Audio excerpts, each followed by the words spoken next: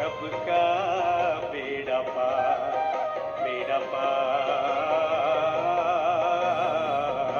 हो जाए, सबका बेड़ा पार। योग हो जीवन का आधार।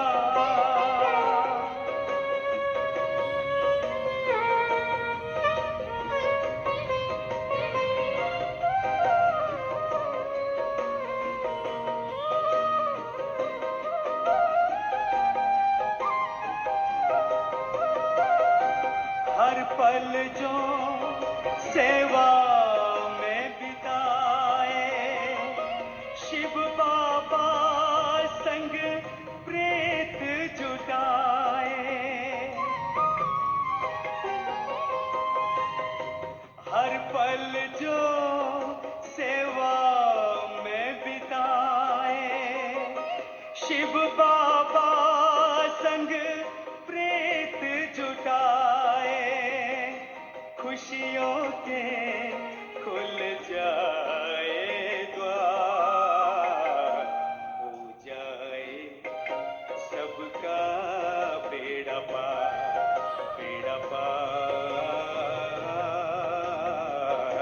हो जाए, सबका बेड़ा पार। योग हो जीवन का आधार।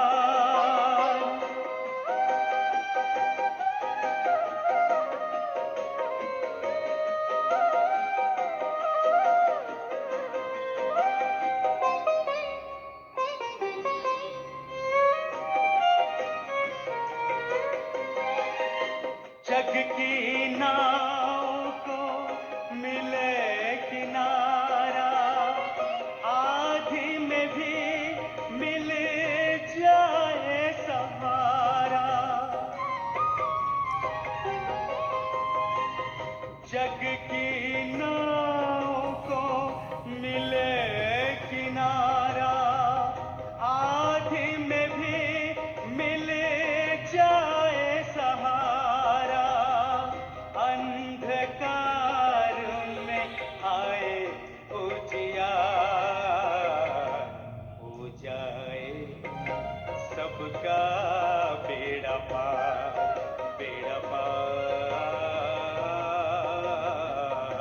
हो जाए, सबका बेड़ा पार। योग हो जीवन का आधार।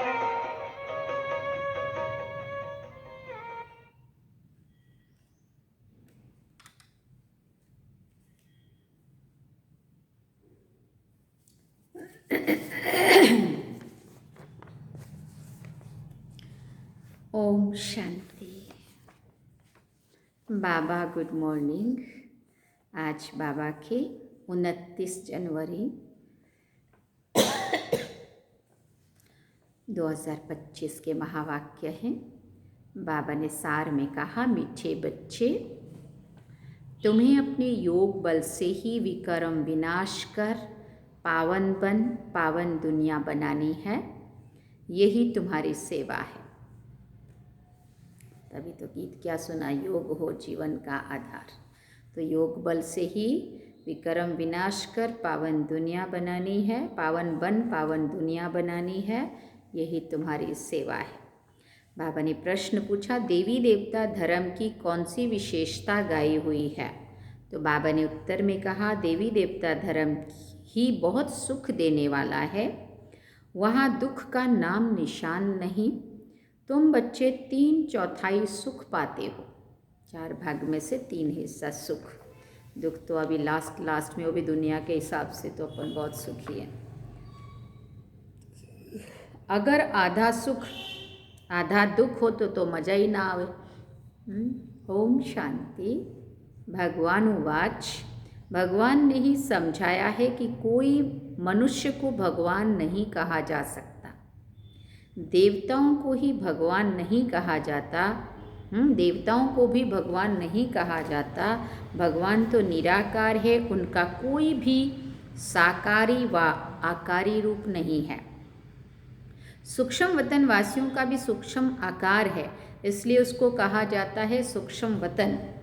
यहाँ साकारी मनुष्य तन है, इसलिए इसको स्थूल वतन कहा जाता है।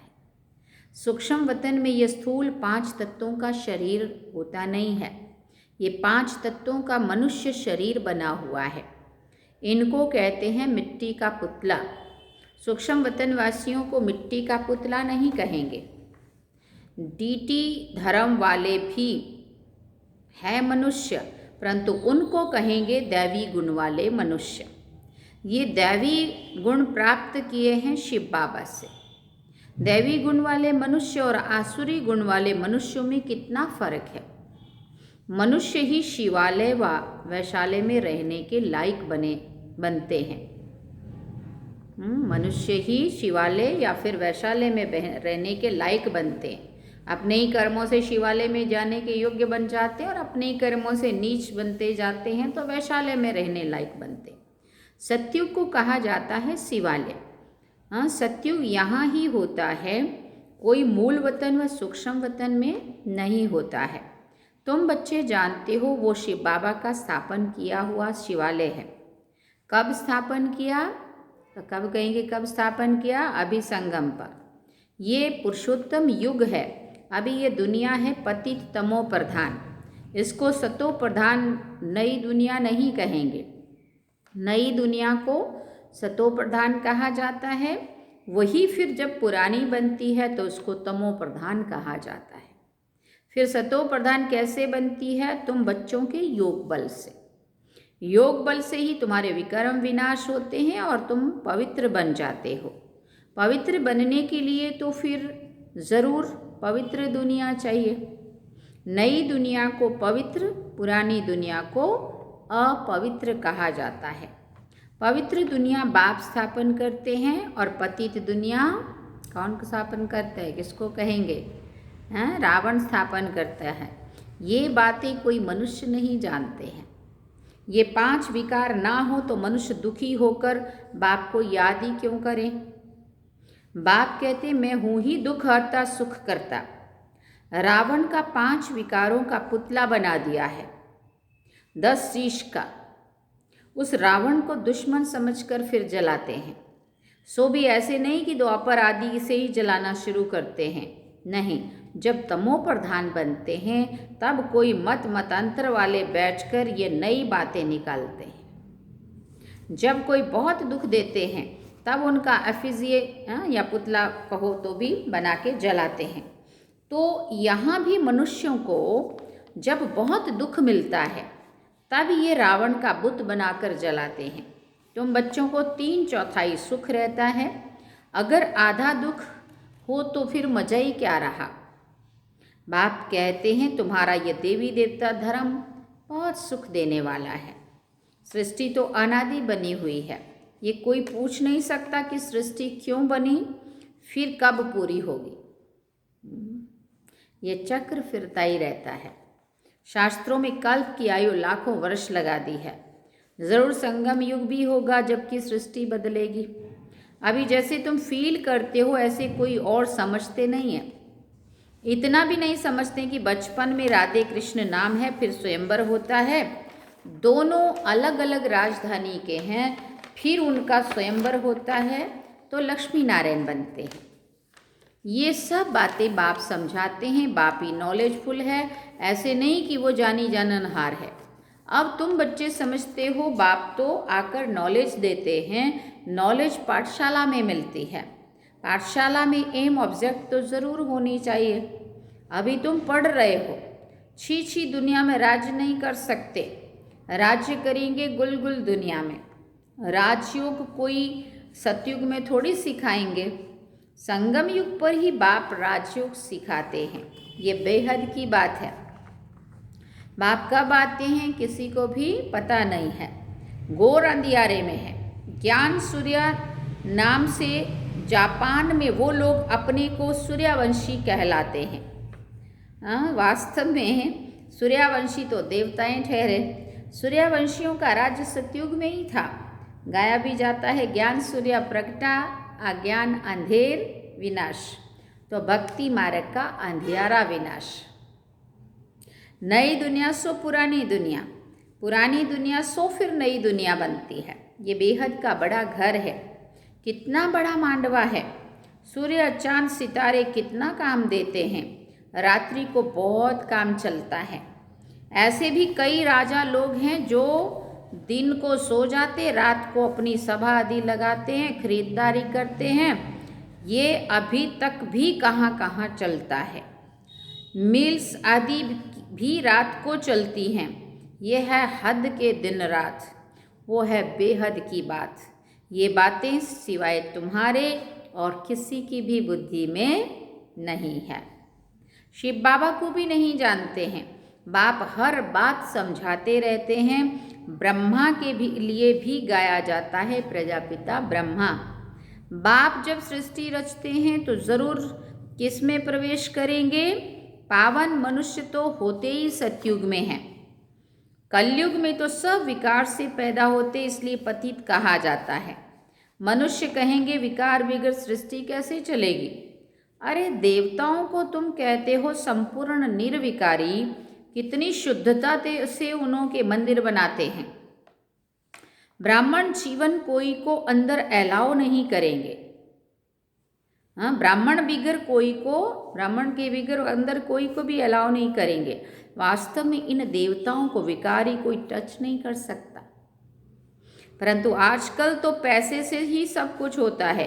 कोई घर में मंदिर आदि रखते हैं तो भी ब्राह्मण को ही बुलाते हैं। अब विकारी तो ब्राह्मण भी हैं, सिर्फ नाम ब्राह्मण है। ये तो दुनिया ही विकारी है, तो पूजा भी विकारियों से ही होती है।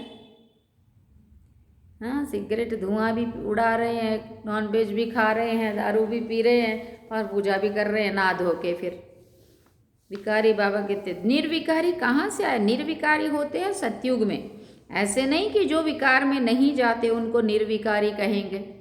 मंदिरों में रहने वाले वो लोग गृहस्थी, बच्चे गोद में खिला रहे हैं और बस मज़े से पूजा कर रहे हैं, है ना। पहले नहीं तो सुना नहीं था कभी मंदिर के पुजारी तो शादीशुदा नहीं होते। शरीर तो फिर भी विकार से पैदा हुआ ना। बाप ने एक ही बात बताई है कि ये सारा रावण राज्य है। राम राज्य में संपूर्ण निर्विकारी, रावण राज्य में है विकारी। सतयुग में पवित्रता थी तो पीस प्रॉस्पेरिटी थी। तुम दिखला सकते हो सतयुग में इन लक्ष्मी नारायण का राज्य था ना, वहाँ 5 विकार होते नहीं हैं। वो है ही पवित्र राज्य जो भगवान स्थापन करते हैं। भगवान पतित राज्य थोड़े स्थापन करते हैं। सतयुग में अगर पतित होते तो पुकारते ना, वहाँ तो कोई पुकारते नहीं है। सुख में कोई याद नहीं करते हैं। परमात्मा की महिमा भी करते हैं। सुख के सागर, पवित्रता के सागर, कहते भी हैं शांति हो। अब सारी दुनिया में शांति मनुष्य कैसे करेंगे? शांति का राज्य तो एक स्वर्ग में ही था। जब कोई आपस में लड़ते हैं तो शांति कराना होता है, सुलह, समाधान। वहाँ तो है ही एक राज्य। बाप कहते इस पुरानी दुनिया को ही अब खत्म होना है। इस महाभारत लड़ाई में सब विनाश होते हैं। विनाश काले विपरीत बुद्धि अक्षर भी लिखा हुआ है। बरोबर पांडव तो तुम हो ना, तुम हो रूहानी पंडित, सबको मुक्ति धाम का रास्ता बताते हो। वो है आत्माओं का घर शांति धाम, ये है दुख धाम।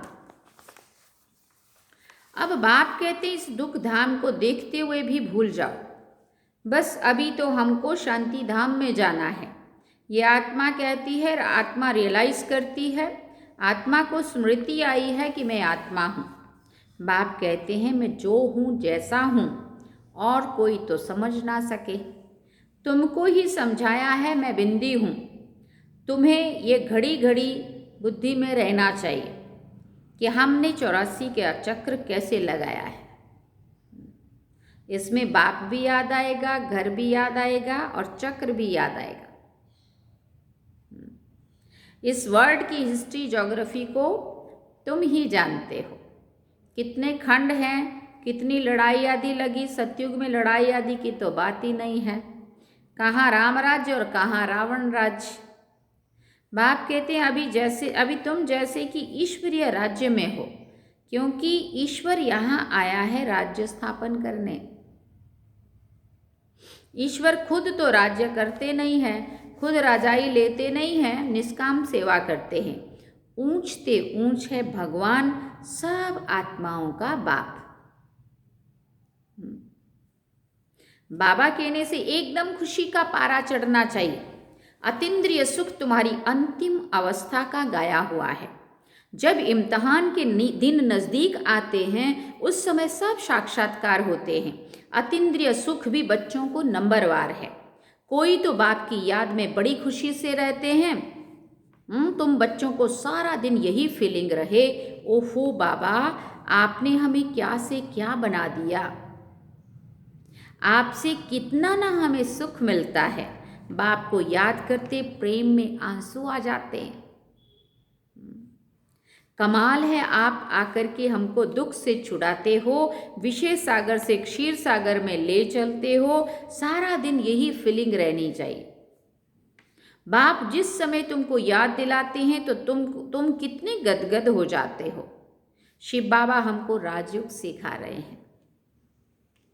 बरोबर शिवरात्रि भी मनाई जाती है, परंतु मनुष्यों ने शिव बाबा के बदले श्री कृष्ण का नाम गीता में दे दिया है।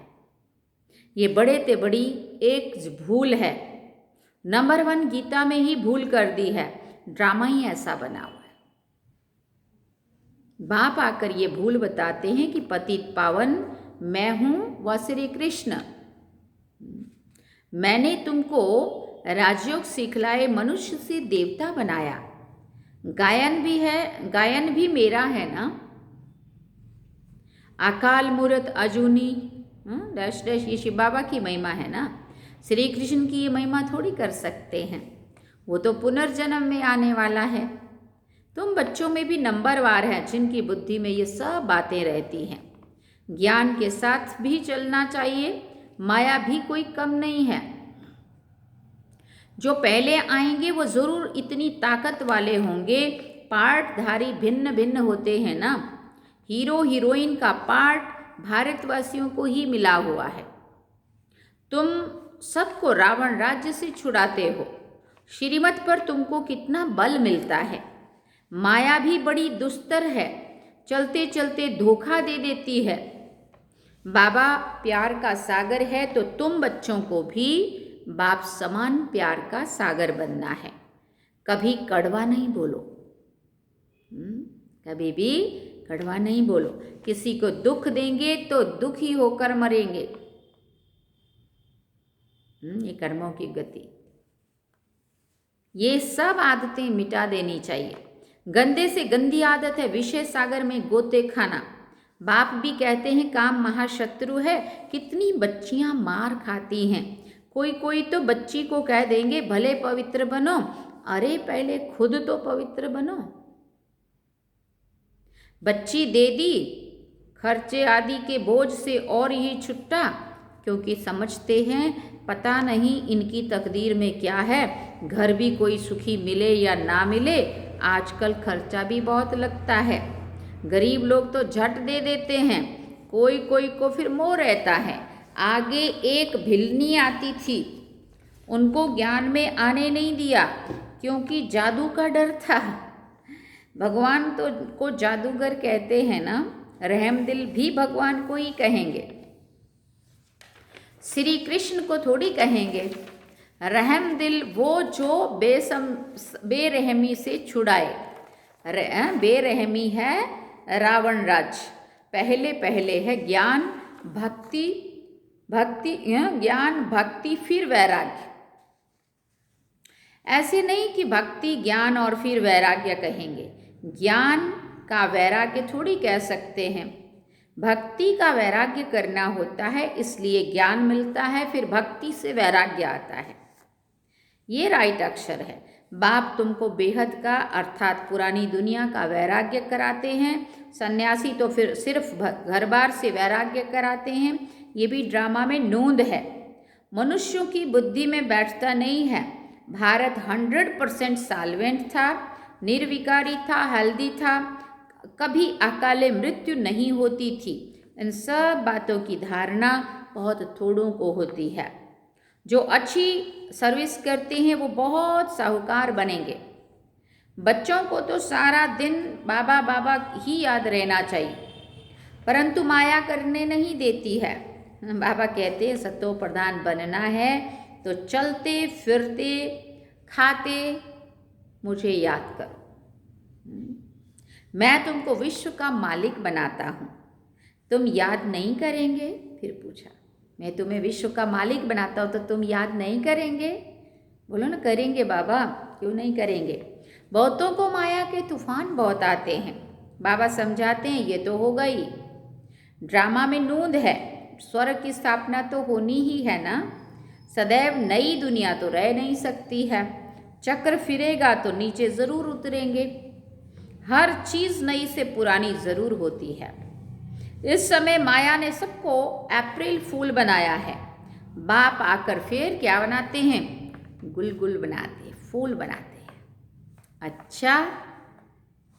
अच्छा, मीठे मीठे सिकिल दे बच्चों प्रति माता पिता बाप दादा का याद प्यार और गुड मॉर्निंग। रूहानी बाप की रूहानी बच्चों को नमस्ते। हम रूहानी बच्चों की रूहानी माता पिता बाप दादा को दिलवा जान सिकवा प्रेम से याद प्यार, गुड मॉर्निंग, नमस्ते, थैंक यू बाबा, शुक्रिया बाबा।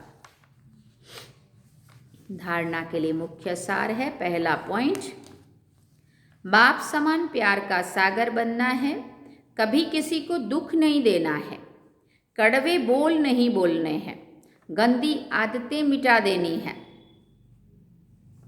दूसरी बात, बाबा से मीठी मीठी बातें करते इसी फीलिंग में रहना है कि ओफो बाबा, आपने हमें क्या से क्या बना दिया, आपने हमें कितना सुख दिया है। बाबा, आप क्षीर सागर में ले चलते हो, सारा दिन बाबा बाबा बाबा याद रहे।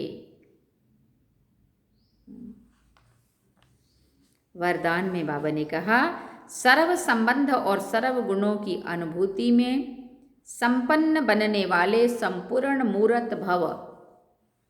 सर्व संबंध और सर्व गुणों की अनुभूति में संपन्न बनने वाले संपूर्ण मूर्त भव। संगम युग पर विशेष सर्व प्राप्तियों में स्वयं को संपन्न बनाना है। इसलिए सर्व खजाने, सर्व संबंध, सर्व गुण और कर्तव्य को सामने रख चेक करो कि सर्व बातों में अनुभवी बने हैं। यदि किसी भी बात के अनुभव की कमी है तो उसमें स्वयं को संपन्न बनाओ। एक भी संबंध व गुण की कमी है तो संपूर्ण स्टेज व संपूर्ण मूर्त नहीं कहला सकते। इसलिए बाप के गुणों व अपने आदि स्वरूप के गुणों का अनुभव करो, तब संपूर्ण मूर्त बनेंगे। स्लोगन में बाबा ने कहा, जोश में आना भी मन का रोना है, अब रोने की फाइल खत्म करो। क्या सुना?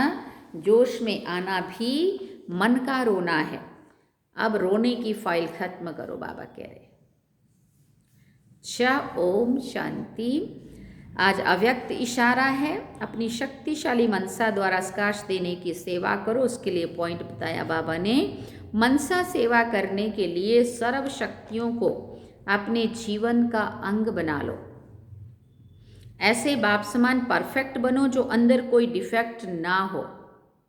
तब श्रेष्ठ संकल्पों की एकाग्रता द्वारा अर्थात मनसा द्वारा स्वतः ही स्काश फैलेगी। और सार में बाबा ने कहा, मीठे बच्चे, तुम्हें अपने योग बल से ही विक्रम विनाश कर पावन बन पावन दुनिया बनानी है। यही तुम्हारी सेवा है।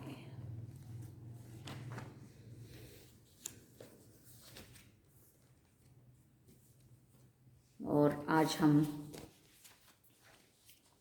आज का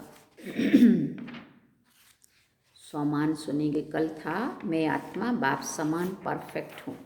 अब आज का हम स्वमान सुनेंगे, मैं मास्टर वृक्षपति हूँ। कौन हूँ? मैं मास्टर वृक्षपति। बाबा है ना वृक्षपति, बृहस्पति जिसको बोलते हैं। तो अभी इसके लिए योग का क्या अभ्यास करना है।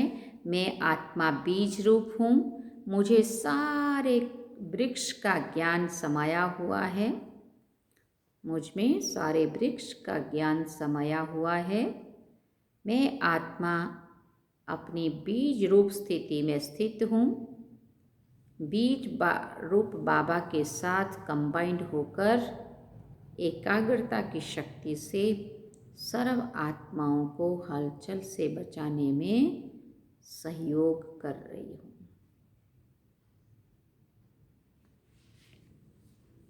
धारणा है, क्या धारण करना? बीज रूप स्थिति में रहने का अभ्यास करना है। बीज रूप स्थिति में कैसे स्थित होना है ये अभ्यास करना है। ठीक है, तो अभी हम चलेंगे।